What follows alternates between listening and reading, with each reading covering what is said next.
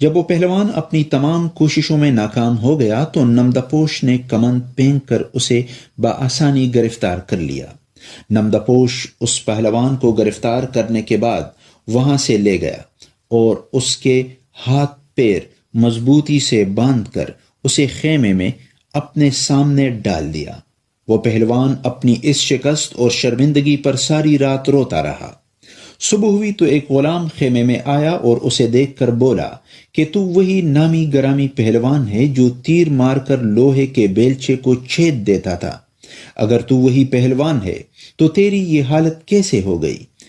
اس پہلوان نے ایک سرد آہ بھری اور کہا کہ تقدیر بگڑنے پر کوئی ہنر کام نہیں آتا، اور یہ سب تقدیر کا کیا درا ہے۔ جب میرا ستارہ عروج پر تھا تو میرا کوئی وار خالی نہ جاتا تھا، اور اب جب تقدیر نے ساتھ نہیں دیا تو میں یہاں قید ہوں۔